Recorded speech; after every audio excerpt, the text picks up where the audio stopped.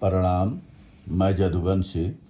बिना छात्र वाले 8,000 स्कूलों में 21,000 शिक्षक। देश में करीब 8,000 स्कूल ऐसे हैं जिनमें एक भी छात्र नहीं है। इसके बावजूद इन स्कूलों में 20,817 शिक्षक तैनात हैं। केंद्रीय शिक्षा मंत्रालय के आंकड़ों से ये खुलासा हुआ है।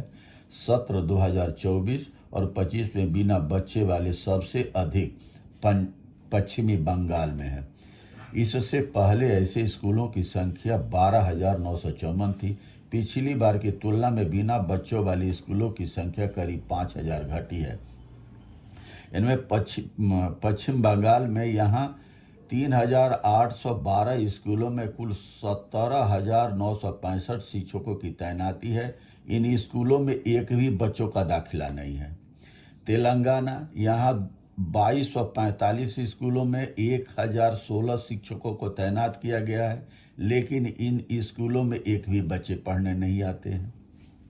मध्य प्रदेश, यहाँ के 463 स्कूलों में 223 शिक्षकों की तैनाती। यहाँ 2 स्कूलों में औसतन 1 शिक्षक है, लेकिन इन सभी स्कूलों में एक भी बच्चे नहीं हैं।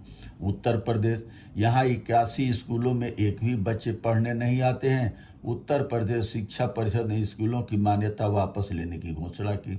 यूपी झारखंड में 1 शिक्षक के भरोसे बच्चे। रिपोर्ट के अनुसार 1 शिक्षक के भरोसे चलने वाली स्कूलों की संख्या सबसे अधिक उत्तर प्रदेश में है। दूसरे नंबर पर झारखंड, तीसरे पर पश्चिम बंगाल और चौथे पर मध्य प्रदेश है। ये आंकड़े 2023-24 देश भर में ऐसे स्कूलों की संख्या 1,18,190 थी, जो वर्ष 2023-24 में घटकर 1,10,971 हो गई है। एक शिक्षक के भरोसे 33 लाख बच्चे हैं। देश भर में 33 लाख बच्चों का दाखिला ऐसे 1 लाख स्कूलों में हुआ है जहां सिर्फ 1 शिक्षक की तैनाती है। ऐसे कुल स्कूल सबसे अधिक आंध्र प्रदेश, उत्तर प्रदेश, झारखंड, महाराष्ट्र, कर्नाटक और लक्षद्वीप में है। यहाँ हर स्कूल में पढ़ रहे हैं बच्चे।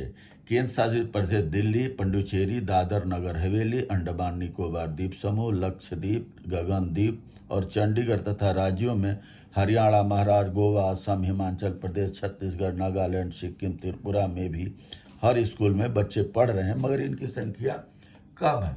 टीचरों की भी कम है।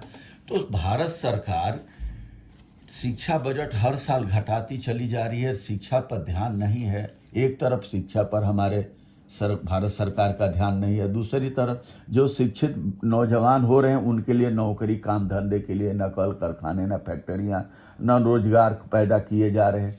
हर साल केंद्र सरकार के मंत्रालय हैं, चाहे जितने भी संस्थाएं प्राइवेट कंपनियों के हवाले किए जा रहे हैं। जो वर्ग, गरीब, किसान, मजदूर जिन इन स्कूलों में जो बच्चे पढ़ते हैं, अधिकांश 4th क्लास के 3 क्लास में पुलिस में भर्ती, चाहे चपरासी, गार्ड, माली, इस तरीके का सारा काम करते हैं। ये नौकरियों कंपनियों के हवाले कर दिया।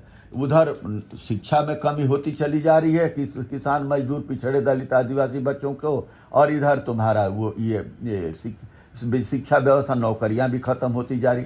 तो ये वर्ग 2 तरह के भारत हमारा बनता जा रहा है। एक तरफ हमारा शिक्षा व्यवस्था ऐसा है कि बहुत लोग अपने बच्चों को विदेशों में भेजते हैं और जो अपने देश के लोगों को मजदूर बनाने चाह रहे हैं। किसान, मजदूर, पिछड़े, दलित, आदिवासी वर्ग के हैं। यूरोप की और छात्रों की नजर, इस गिरावट का एक और हिस्सा यूरोप से जाने वाले भारतीय छात्रों की संख्या में कमी को दिखाता है। अब ज़्यादा छात्र यूरोप की ओर देख रहे हैं, जहां कम ट्यूशन फीस पर अच्छी सुविधाएं मिल रही हैं। और यहीं विदेशों में भी कई देश नियमों को सख्त कर रहे हैं। कई देश अपने यहाँ अंतर्राष्ट्रीय छात्रों के लिए नियमों को कड़ा कर रहे हैं। Bharat, Germany, France, Ireland, Italy, Finland, Japan, south Korea, रूस और यूके में तेजी से जा रहे हैं। क्या शिक्षा व्यवस्था अपने यहाँ सुधार करके विदेशी जो अपने धन भी जा रहा है और प्रतिभा भी जा रही है, दोनों को रोका नहीं जा सकता है। सरकार इस पर ध्यान दे और शिक्षा का बजट बढ़ाए और नौजवानों पर ध्यान दे।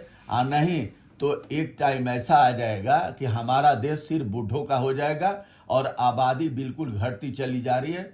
बहुत बहुत धन्यवाद। नमस्कार। प्रणाम।